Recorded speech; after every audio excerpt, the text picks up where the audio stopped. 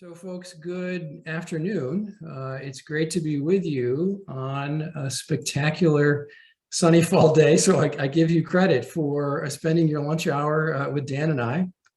And I had a chance to visit Dan several weeks back and take the tour of the center of gravity. And what a cool space it is. Just amazing. I knew there were lots of specialized pieces of equipment there and different facilities, but it was even more impressive, frankly, to see it in person. And he was kind enough to invite me to be part of your Food for Thought lunch series. So thank you. And as he mentioned, you probably have heard about the SBA over the past few years because we were the conduit for an amazing amount of federal assistance. Our small but mighty agency deployed $107 billion, that's with a B, in disaster aid and funding here in New York State, just in this one state. So some not so small programs like the Paycheck Protection Program, Economic Injury Disaster Loan, Shuttered Venue Operator Grants, Restaurant Revitalization Fund. Really, it was a whirlwind tour, but those programs, thankfully, have run their course, have sunsetted. And today we're going to talk about really our core mission, the basic things that we have always done and that we continue to do. And you see here that the SBA helps businesses start and grow, expand, and recover. And we're going to talk about really the programs, the products and services we have to help firms at every stage of their business and how we can help you.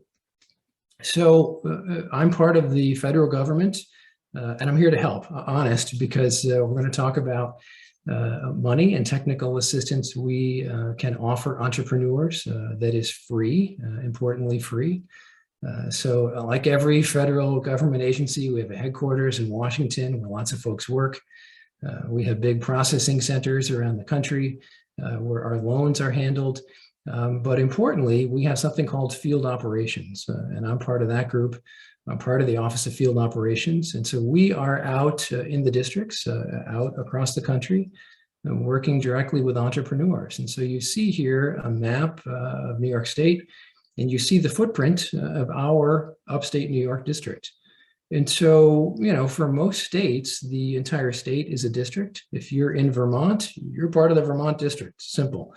But for bigger states like New York and Texas and California, there can be multiple districts, and that's true here. So if you're in Buffalo or Rochester, you're part of the Buffalo district, and there are great folks there that can help you. Similarly, if you're down in New York City, you have friends down there, don't worry, there's a New York City district office that, as you see, covers up into the Hudson Valley and covers Long Island. But if you are anywhere else in the state, if you are in the 34 counties, you're part of the Upstate District. And so that's us. We have 3 offices. We have an office in Syracuse, my office here in Albany, and then we have a very small office in Elmira. And so with those 3 locations, we cover 34 counties. It's huge. And so, it's events like today that help us spread the word on what we have to offer. So I told you I'm here to help, and here's how we help, right? So we have what they call 3 C's and a D, and those are not your grades from a quiz from years ago. We're going to talk about those, but the 3 C's are capital, counseling, and contracting, and we'll go through in more detail what each of those means. And then D is the disaster assistance. So those are the ways in which we help. And we do it really by working closely with partners. So we work very closely with other economic development organizations. So at the state and local level, groups like Empire State Development, groups like the Center for Economic Growth. In every region, there's a regional economic development player. So we work closely with them. We work closely with chambers of commerce, with local governments, and importantly, with business incubators and anyone else who's working kind of in that innovation entrepreneurship space. Those are our partners, and we help make connections to those groups in addition to providing our own services. So here's a little bit of information on the first C, right? So when my phone rings, when somebody comes into my office, when I get an email, it's very often asking about that first C. The question is, Jeff, I need some money. What do you have? I need some funding for my small business. And the reality is, before you get to the money, it's probably the resource partner support that they need the most. It's things like you see here: business plan support, working on financial projections. These are the types of things that lenders are going to want to know about. They're going to want to understand the size and the purpose of your business, its age. Is this a startup, or is there a long track record with your firm? What's your credit like, frankly? That matters. How much collateral do you have to put towards some funding that you might need? And finally, most importantly, what are your financial projections? Because what we're talking about today for SBA loans is just that. These are loans. You probably know during the pandemic, we did have some grant funding, which was highly unusual, but those programs have all since sunset. And so all of the financial assistance that we're going to talk about today, they are in fact loans that need to be paid back. So, your financial projections and your ability to make repayment really is key. And so to increase your chances, as it says here, of getting an SBA loan, you really need to have spent some time thinking about those different items and really putting down on paper some of that information. So lenders are also going to think about their own 5 C's, and you see them listed here. So character, right? So as I mentioned a minute ago, what's your credit look like? Have you been good about making payments in both your personal and professional life? Do you have the adequate cash flow to make that repayment? How much collateral do you have to put towards the loan? Is your business sufficiently capitalized? Is the funding robust or not? What are the gaps?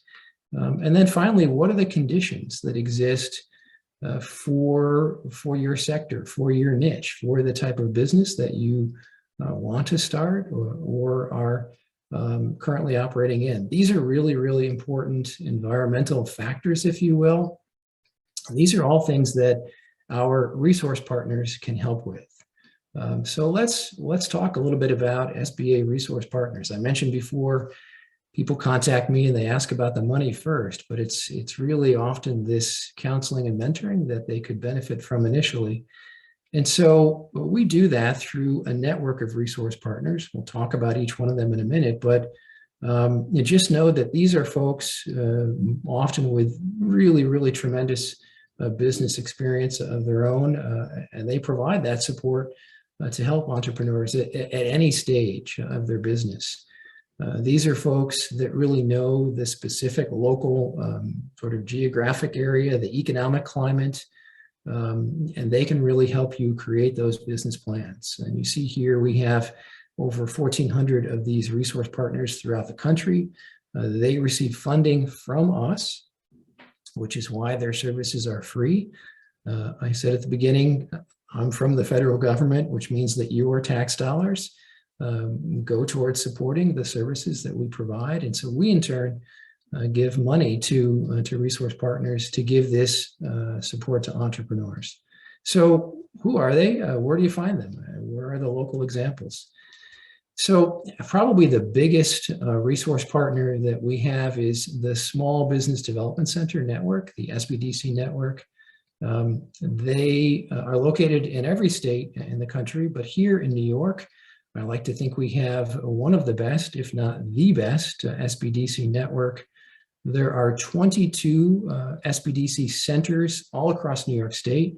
They're typically located on or near a SUNY campus because half of their funding is matched at the state level. And in New York State, the state host is either the State University of New York or the City University. So they're typically on a campus. And you see here, the local example is the Albany SBDC. They're located in a spectacular new building on the UAlbany campus. It's called the eTech Center. I had a chance to finally tour it this summer. And I encourage you to visit them in person, if for no other reason than to check out this building. It costs something like $180 million to construct. It houses a whole lot more besides the SBDC. There's also a business incubator there and their tech transfer office, but It is state of the art. It is spectacular.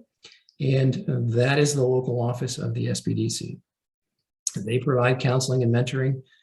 They have a paid staff of business advisors who work full-time, and this is what they do. They're funded again by your tax dollars, and they can help with all of the stuff I mentioned just a few minutes ago in terms of what banks are going to want to know, all of the stuff that goes into the business plan for your startup or existing operation. So resource partner number one is the SBDC.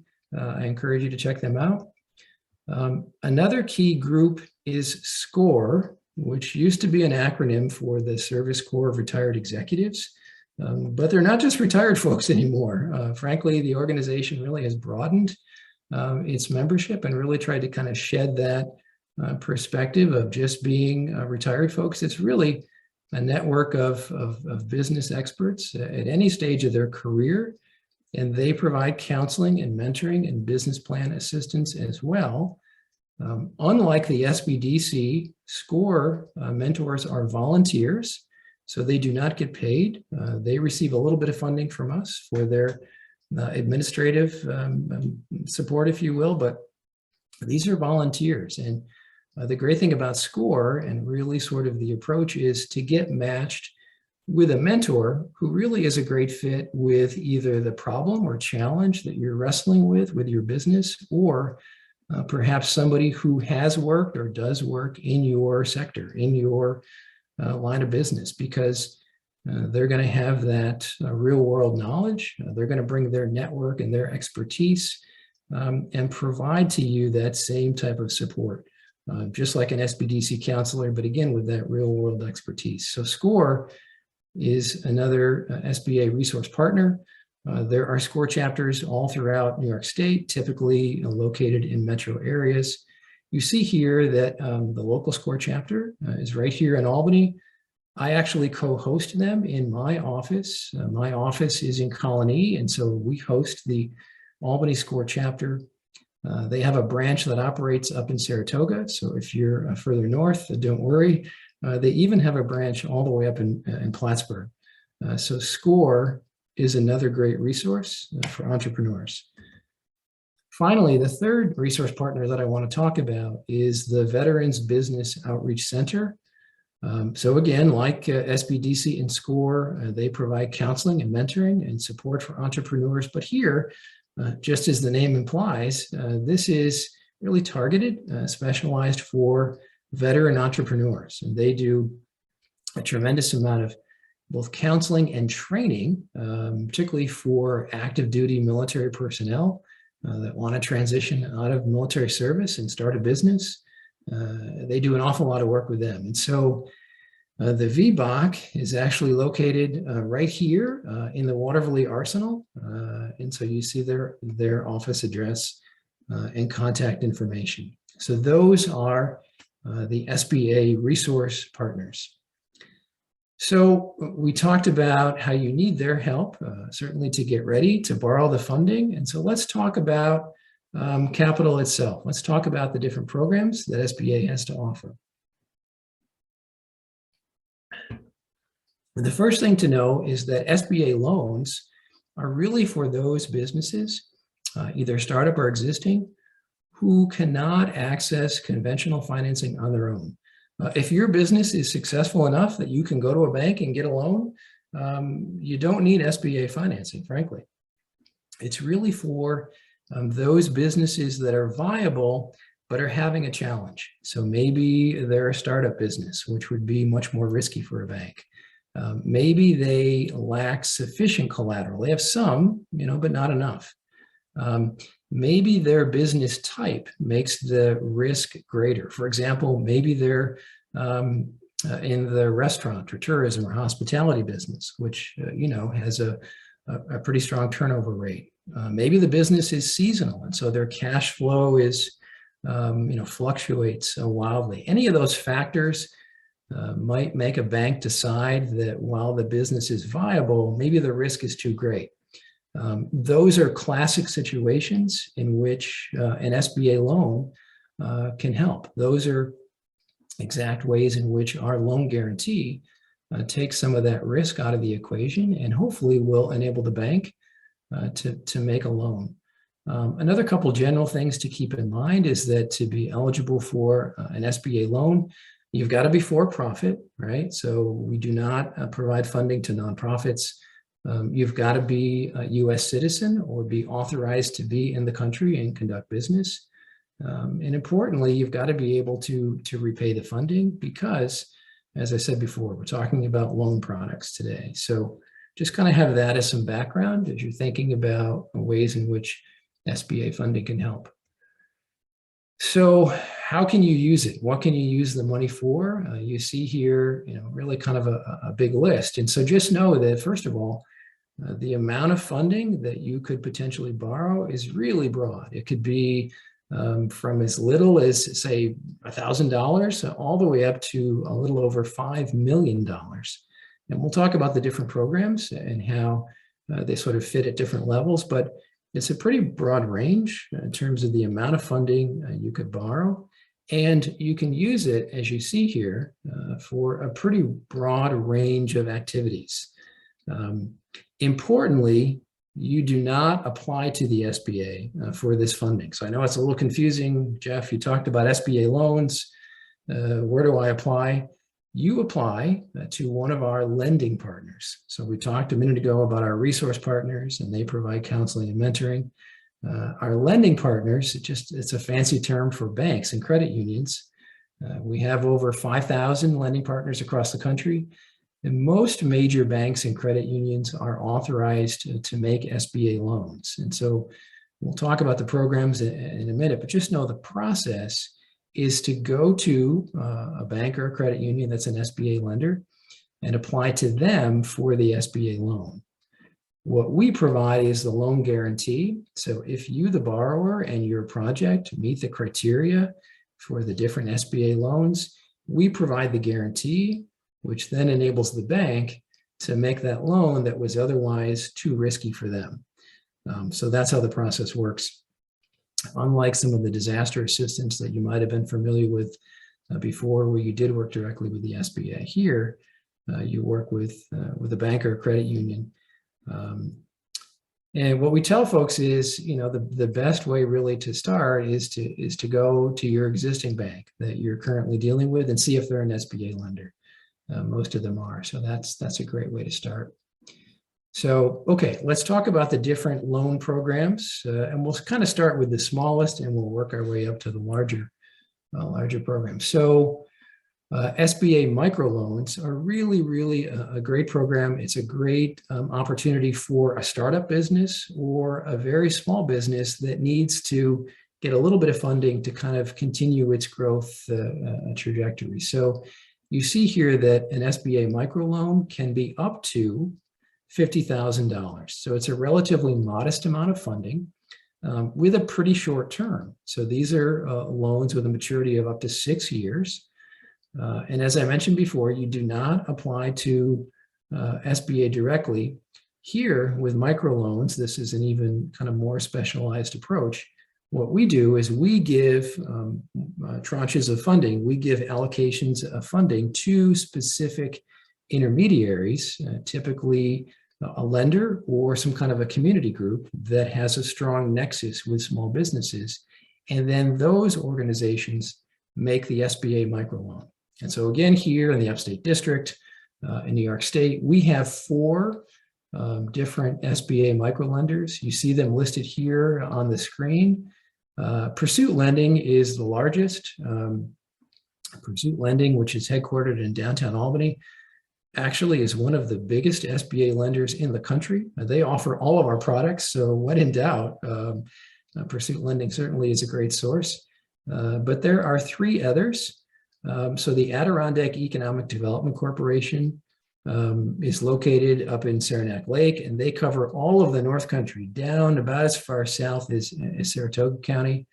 There's another group, the Columbia Economic Development Corporation. South of Albany, they cover Columbia and Greene counties, so a much more defined territory. The other group here, REDC, is in the southern tier. And so for the purposes of folks on the call today, Pursuit is likely your most viable micro lender.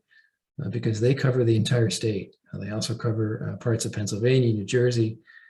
So Pursuit covers the entire state. If you're up north, Adirondack Economic Development. If you're south of Albany, CEDC. But microloans are really a fantastic way to kind of get your foot in the door, get started, and build a little bit of a track record, right, of taking out some funds, the ability to repay those monies.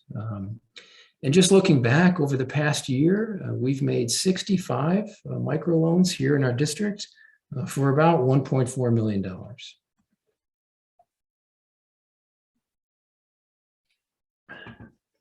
So the next program I want to talk about is the SBA 7A program. And this is probably our financing option that has the broadest range of uses. You see here at the top that the amount of funding is much, much larger. So you can borrow up to $5 million through the SBA 7A program. And it really can be used for almost anything. It can be used for any necessary, costs that go into your business. So certainly working capital is a prime use of SBA loans, but really a number of other different costs you might incur in operating your business. But you see here, to access 7A funding, the first thing that a lender is going to ask you about is your business plan. So you can see the sequence. You can see why it was important to talk about resource partners first, because they can help you create or perfect that business plan, and then enable you to be successful in working with the lender. So if you're a startup, you've got to have that business plan, absolutely required. If you're an existing business and you're seeking SBA 7A funding, they're going to ask certainly for the business plan as well, but they're also going to ask about your financial projections, your profit and loss statements, what you project in the out years and out quarters in terms of revenue and expenses, what you're going to use that funding for. All of that is really going to be critical. And so again, if you're looking for an SBA 7A lender, the best place to start is with the lender that your business currently works with. Ask them, are they an SBA 7A lender? The chances are that they are. If they're not, but you've worked with an SBA resource partner, ask them. So again, they're focused on their local community. If you've worked with the Albany SBDC, for example, and you've met with Kate Baker, who runs that office, or any of her staff, they're going to know certainly, who the SBA lenders are in the Capital District. Similarly, you can call my office and I can help point you to some of those. There's also a tool on our website called Lender Match. We'll talk about that in a minute, but there are multiple ways that you can connect with an SBA lender. And so the 7A program, like I said, really has a large dollar amount that you can borrow and has the broadest use of funds. Again, just thinking about what this program did last year here in our district, some recent numbers, there were almost 400 7A loans made in our district last year, and it totaled $145 million. So a pretty significant amount of funding. The next program that I want to talk about is the SBA 504 program. And this is really, you see, as it says here, an economic development program. A 504 project is really meant to have some kind of an economic development impact. And by that, I mean a job creation, a job retention, and some significant capital investment, because an SBA 504 loan is really for tangible fixed assets. So think land, building, machinery, equipment, something that can be depreciated, something that has a useful life over a number of years. And so a 504 loan can be up to $5.5 million. And we make those through certified development companies. CDCs are our partners in making 504 loans. There are a number of them throughout the state. Pursuit Lending, of course, as I mentioned, which offers all of SBA's products. They do 504 loans. They're one of the largest 504 lenders, again, in the country. So a 504 loan is for those tangible fixed assets. And again, some numbers. So we did 72 504 loans in our district last year for about $66 million. Some of the larger projects that you read about, for example, in the Capital District Business Review, oftentimes were financed by an SBA 504 loan. So that's that program. So I mentioned, ways in which you can connect with an SBA lender. Resource Partners can refer you. Start with your existing bank, but there is a tool on the SBA website. A lot of entrepreneurs like to be self-sufficient. And so there is a tool called Lender Match, and it's on our website. You see the address here at the bottom, which is sba.gov. And I'll say this about our website. So there is a tremendous amount of good information on the SBA website. I know everyone says that, but honest, it's readable, it's digestible. There is educational content. There are tools like this. So I encourage you to check it out after today's session. Lots of great stuff there, links to all of our resource partners, information on the loan programs, but importantly, there's a tool called Lender Match. And the way it works is you put in your zip code and some basic information about your project and how much you think you need, and you hit submit.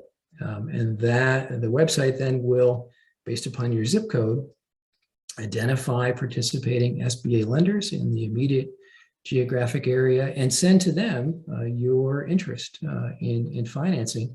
And it enables them to kind of bid on your project and to contact you and to talk about, how they can provide the funding for you. So Lender Match is kind of a cool interactive tool that you can use to find a lender. We talked about resource partners. We've talked about financial assistance.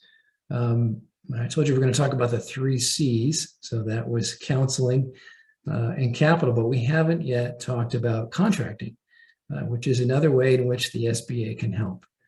And so the federal government, like any level of government, buys a tremendous amount of stuff, right? The federal government buys everything from dump trucks to pencils to B-1 bombers, right? I mean, everything. And so the SBA, as an advocate for small business, works with federal agencies, and the president actually establishes goals and targets for the amount of contracts that federal agencies award to small business. And the current number is 23%. So when you think about all that the federal government buys across the country, and you think about the fact that they have a goal of awarding 23% of all of their contracts to small business, procurement, selling your goods and services and technology to the federal government is a huge, huge opportunity for small businesses, particularly as you get, a little bit larger and have the ability to meet some of those different needs. So while, getting a government contract is not easy, it's oftentimes a lot of process and procedure involved, it can be a very significant and steady revenue stream for a business. Often once you land a contract, it can be for multiple years. It could lead to follow-on contracts. So this is an important, potentially, slice of business for entrepreneurs. And so we provide assistance for folks that are interested in either getting certified or bidding on government contracts. So we have one person on our staff. His name is Stephen Barr. He's based in our Syracuse office, and he is our expert in this space. This is what he does day in and day out, is to work with entrepreneurs one-on-one. He does training, he does events to help you understand government contracting, to point you to resources that can help you craft and submit a really competitive bid proposal, and to help you understand the different types of certifications you might be eligible for to be successful in this space. And so, like I said, it can be daunting, but there are resources, and this is one of the ways that we can help think about how to really kind of hone in on the contracting opportunities that are the best fit for your business, and then when those bid notices are coming out, and how you can, like I said, make the most successful pitch to win some of that funding. So there's also different certifications that small businesses can achieve, which helps them get a leg up, essentially, to receive some additional preference, if you will, on those government contracts. Again, the way the federal procurement process works is there are various set-asides for types of small businesses that meet various criteria or are located in specific areas. And that's what you see here. So there are 4 different programs. The first 2 we do the certification of. So 8A businesses are socially and economically disadvantaged small businesses. And we have an 8A business development program and certification program. And so if you meet various criteria, you can become 8A certified, which gives you an additional preference for bidding on those federal government contracts. Similarly, if your business is substantially located and operating in a hub zone, which stands for historically underutilized business zones, that's another advantage to you. And I'll tell you that hub zones, there's a map on our SBA website where you can see if your business address is in a hub zone. There are lots of them across the state. They are typically in either an urban area or in a rural area where there's poverty, where there are additional economic challenges. And so I can tell you in the Capital District, for example, Troy, much of downtown Troy, Cohoes, Waterville, Lansingburg, is a hub zone. Similarly, much of the city of Albany, Schenectady, even up, I think, Mechanicville, Glens Falls has hub zone designations. So if you're thinking about bidding on federal contracts, this is another important thing to consider. If your business is located in a hub zone, and if you can become hub zone certified.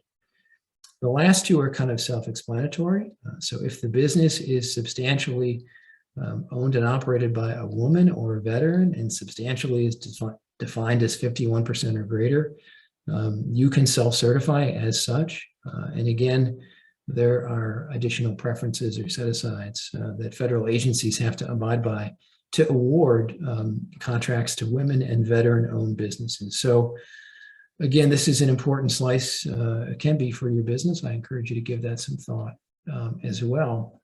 And the last thing I want to mention, so in addition to our office and Steve Barr of our team, there are organizations called PTACs, Procurement Technical Assistance Centers, around the state. Importantly, the one that covers the Capital District is affiliated with Ignite U, the PTAC, and they're located right in Troy. You see the address here on Broadway. There are other PTACs. Dan is giving a shout out to that. There are other right upstairs above us. It's literally your same address. Okay, so it's in the building upstairs. Cool. They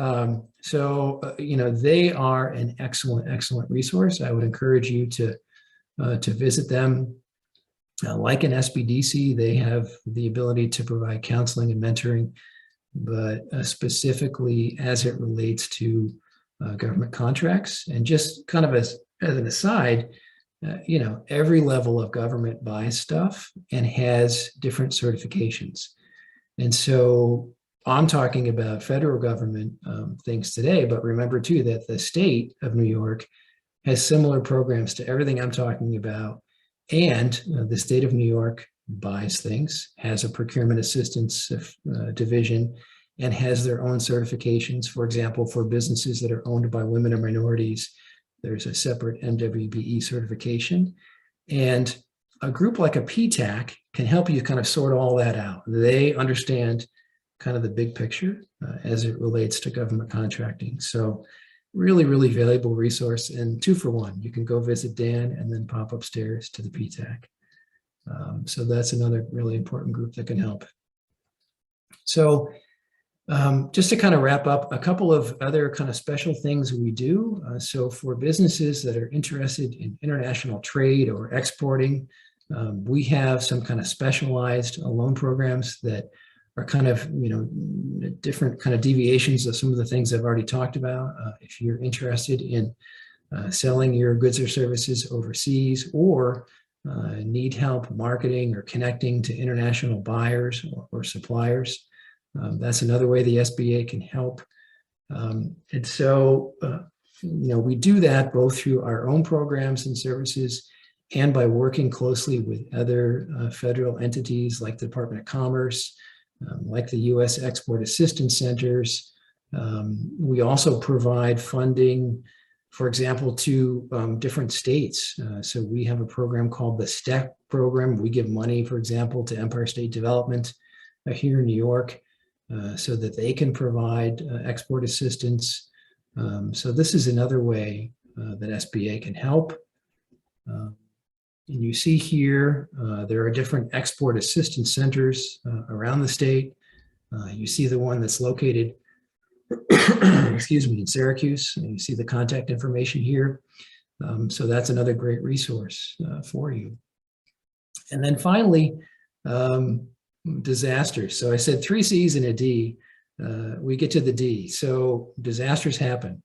Unfortunately, extreme weather is no longer a rare event.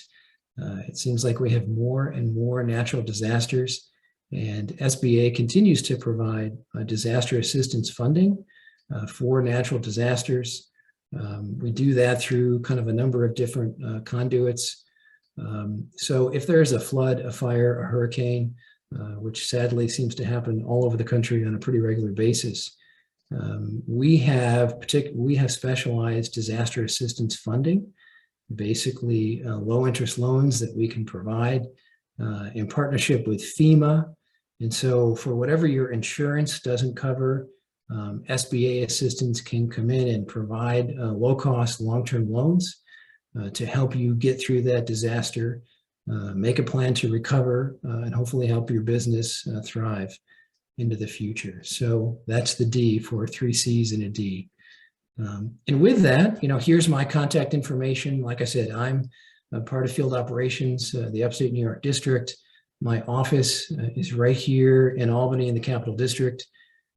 For example, if you've ever been to the Capital Region Chamber, they're in the building right next to me off of Wolf Road. So here's my contact information. Certainly feel free to jot it down.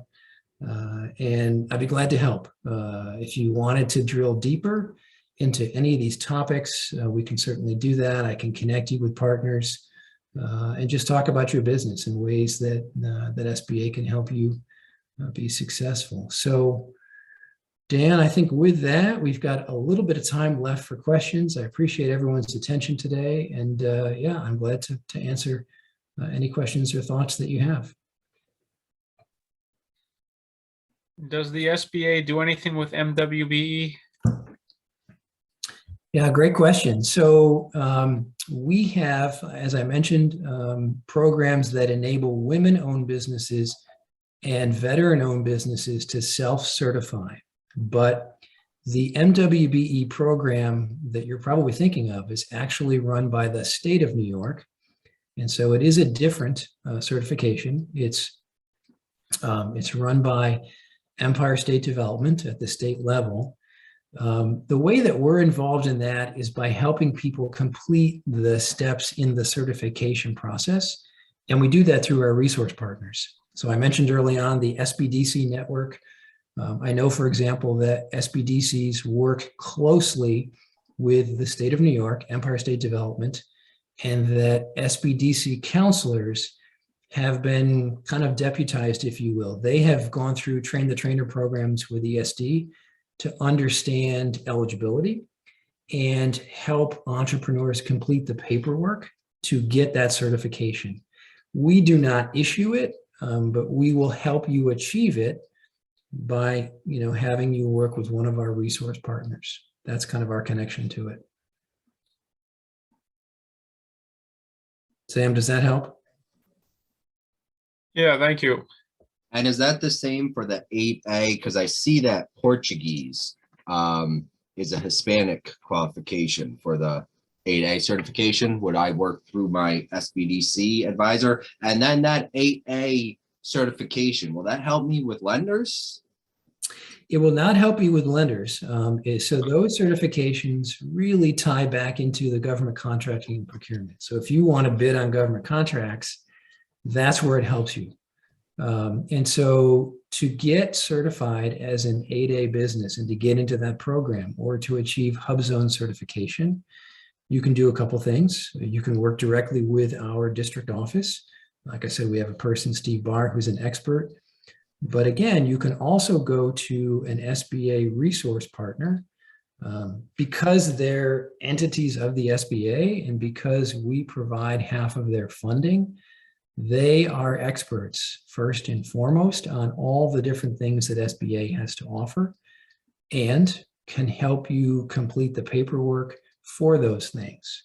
So whether it's 8A or Hub Zone certification, whether it's the paperwork for a micro loan or 7A, the SBDC counselors and mentors have been trained on all that stuff. They can help you quickly determine eligibility and then help you both gather the materials you need to go to a bank and or the stuff that goes into those certifications. So, and the reason I mention that is because Steve Barr in our office, he's one person, right? And so think about the thousands of folks that might want this type of help across our 34 county district. Whereas the SBDC centers have a much larger staff. There are 22 centers, as I mentioned, across the state. Each one of them has 6 or 8 people on staff. They're full-time. These are full-time paid positions. And so they have much greater ability to provide the support. They're there 5 days a week. And so they can work with you as much as you need, as long as you need to achieve those certifications. I should mention that, our resource partners and us during the pandemic, we shifted to a complete remote situation like this, but thankfully, we are transitioning back. And so we're all kind of in a hybrid mode now. Resource partners like SCORE, like SBDC, like us, the SBA, we are some days in the office and some days remote. So you can interact with us and our resource partners, whatever makes sense. And what we found is that because our territory is so large, lots of times the electronic interaction is most efficient, but there's no substitute for sitting down with somebody. And so the good news is we do business both ways now, and that seems to be pretty effective. So you can go to the Albany SBDC, to that amazing building that I mentioned, and I encourage you to go visit them in their office. But if you've got some time, during the day and you don't want to drive down from, Rensselaer County someplace, you could arrange a video chat with one of the mentors and just do it that way. So it's whatever works for you. Other questions, thoughts, comments? Oh, Jack, there is, have you heard of Community Loan Fund? I have. Oh, okay, I was just making sure. Okay. But should I reach? Why do you say? Or we'll talk later. Look into them. Well, that's like also lending for minorities and that kind of thing. Yeah, I'll just mention quickly because Dan and I were talking about them before today's call. So the Community Loan Fund of the Capital District is not part of the SBA, but as I mentioned before, we work with all kinds of state and local partners. And so they are kind of a local-ish kind of capital region lender. Linda McFarland is the person who heads that group. They have their own loan programs. They have some physical space. They run a business incubator, and they provide technical assistance, counseling, and mentoring.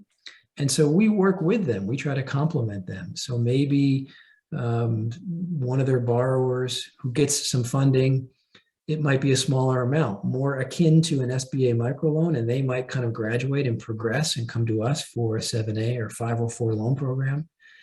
Similarly, there may be some specific counseling that they need that they can only get by coming to the SBA or going to SCORE.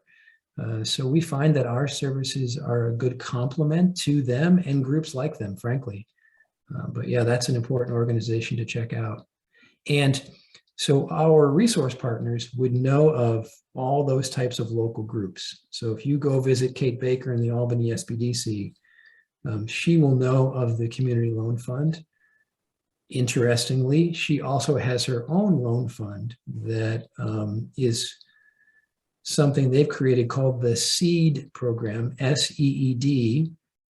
And Kate can talk to you about that. It's kind of an even more specialized microloan program that's unique to her center, the University at Albany, and the original funding came from CEFQ. It is a loan that is bundled with a multi-week technical assistance, and it's really designed for startup entrepreneurs who maybe are really struggling to tap any of the other more traditional funding sources. So when you go to an SBDC, you get all that local knowledge. You get special programs they have. You get bank relationships in the community. You get connections to other partners kind of in the innovation entrepreneurship space. So I really encourage that. And then Jeff, just to clarify, that seed is different from this other New York SEED grant program that was in the CEG newsletter this week. And that's free money that everyone on this, if you have a business, everyone should have applied for that, right? Yes, indeed. And I know this can be so confusing, even for us working in this space. It's hard to kind of keep it all sorted out, but there are many state programs that are kind of like the corollary, the complement to what we do at the federal level. And so as an entrepreneur, you got to kind of understand the big picture. And again, that's what our resource partners do. Even though they're a creature of us, they're funded by us, the SBA, they're co-hosted at the state level by SUNY. So they're very familiar with state resources as well. And yes, to your point, I believe there are still some state of New York funding resources out there that folks may want to take advantage of. Yeah. And real quick, is there one way, because I have received tremendous support from the SBA disaster loans and SBDC I'm working with. Is there a way I can give back? Do you recommend, how can I help the SBA and your partners? That's awesome. So thank you for offering. So someone like yourself could be a wonderful guest speaker at an event to talk about how the program's helped you. We're always looking for great examples to highlight in case studies, right? Again, to illustrate like the benefits of the program. And, you know, at some point, if you have the bandwidth, you might consider becoming a SCORE mentor. As I said before, SCORE mentors are people at any stage of their career who have developed some expertise and want to give back, want to work with other entrepreneurs. So you might ultimately want to be, you know, a SCORE mentor. Thank you. Yeah.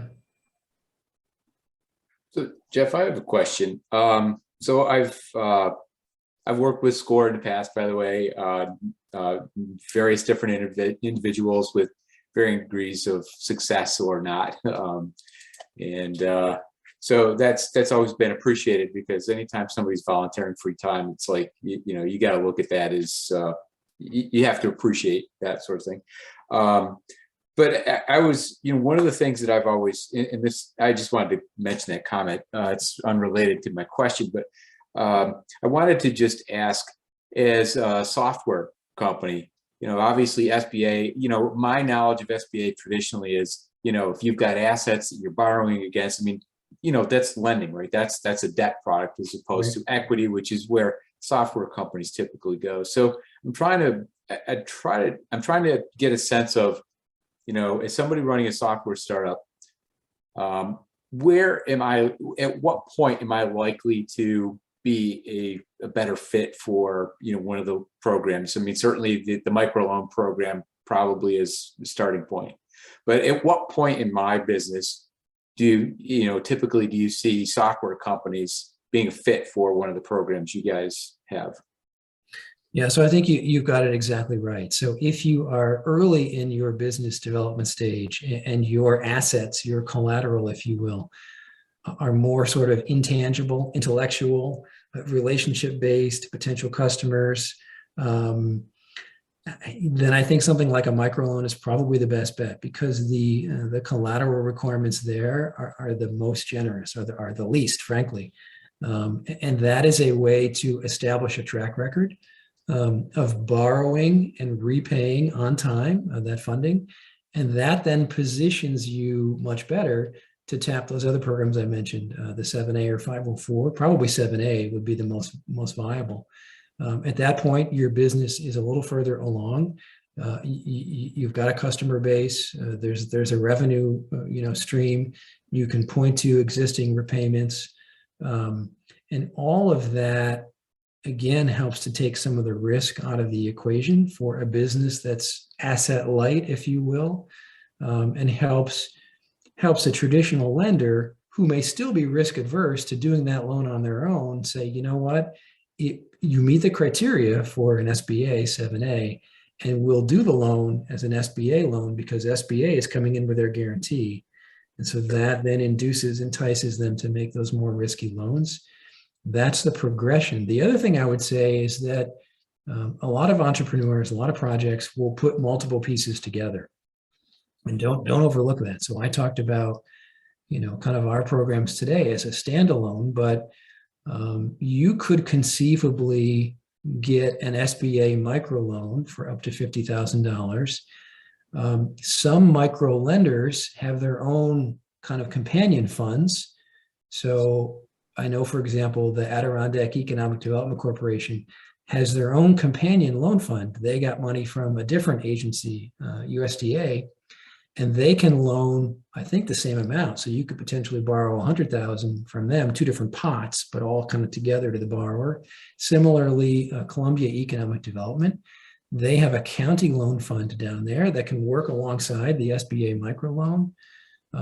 We just talked about some other stuff here in the community loan fund of the Capital District, the seed loan fund at UAlbany.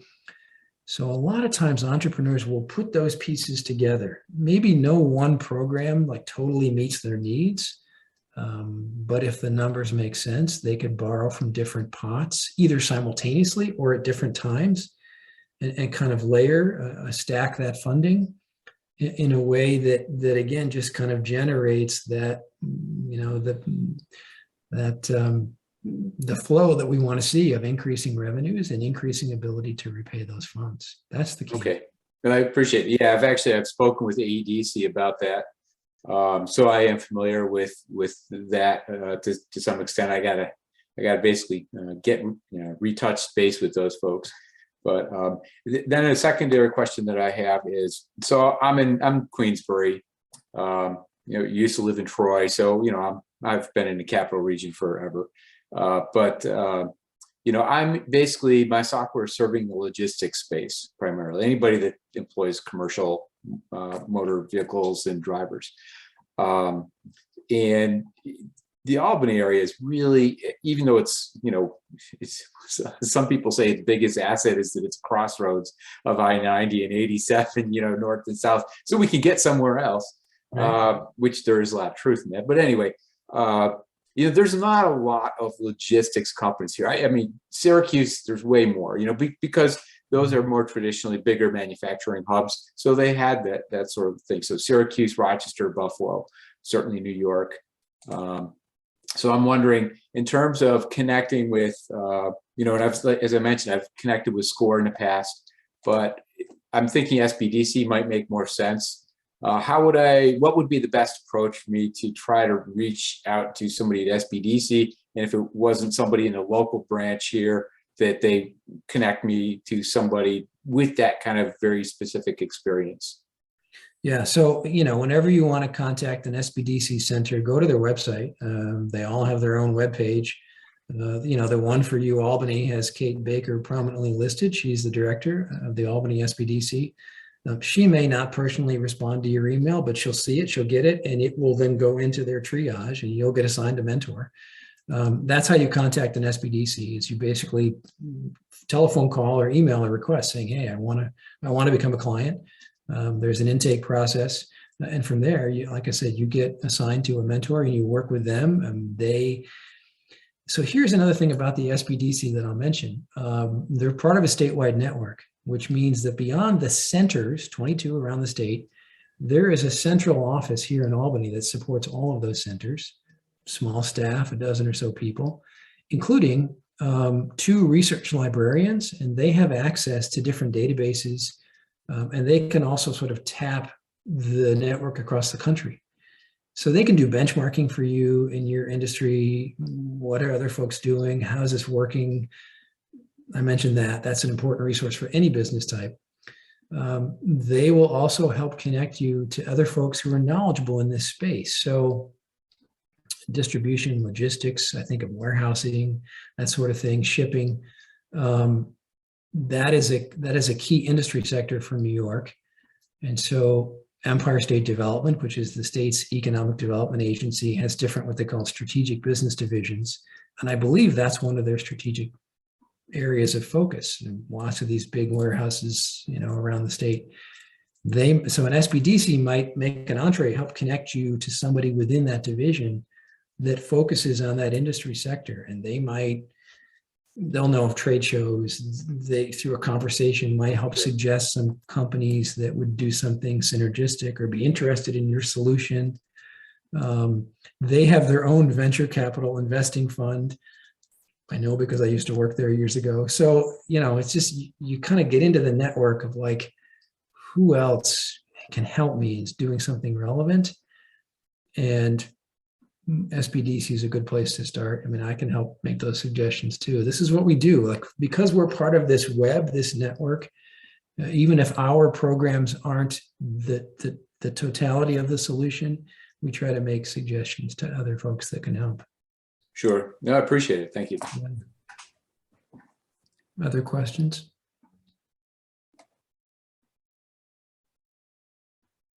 Thoughts? All right. Question. How are the Fed's rates affecting loan rates for the SBA? Are they? Absolutely. So, the rates for our programs are basically tied to whatever kind of the going prime rates are. And there are different rates for different SBA programs and for different dollar amounts and different uses, which is why someone says, well, Jeff, what's your rate? It varies. It depends for all those different factors. But to the essence of your question, when rates overall are going up, does that mean SBA rates for their products are going up? The answer is yes. The group that's probably least immediately impacted by that would be SBA Micro Lenders. But the other programs, 7A and 504, and the special versions of it for export assistance, that sort of thing, those are sort of most immediately responsive to general rate increases. The rates are always competitive. The fees are something that we closely monitor, and lenders, we control like how much they can charge you in fees to keep it at a minimum. But yes, as interest rates for business loans go up in general, the same is true for SBA loans. Yep. And what we find, just to take that thought one step further, as rates go up, as credit tightens, and as it's harder for small businesses to borrow, we find that SBA loans are that much more relevant. Because again, we help those folks that are kind of on the bubble. It's bankable, but for some reason, the bank doesn't quite want to do it for the things we talked about: startup, business type, low collateral, seasonality. But then if you put the SBA guarantee with it and you book it as an SBA loan, suddenly then it's doable. So we make things happen that might not otherwise happen without our SBA guarantee.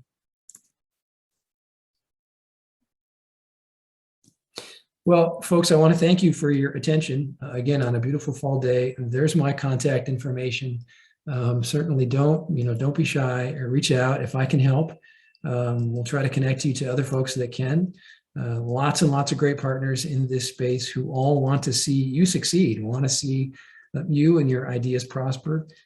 All that's good stuff for the Capital District, for us and our friends and family. So I wish you the best of luck. I thank you for your attention today, and don't be shy about reaching out if we can help.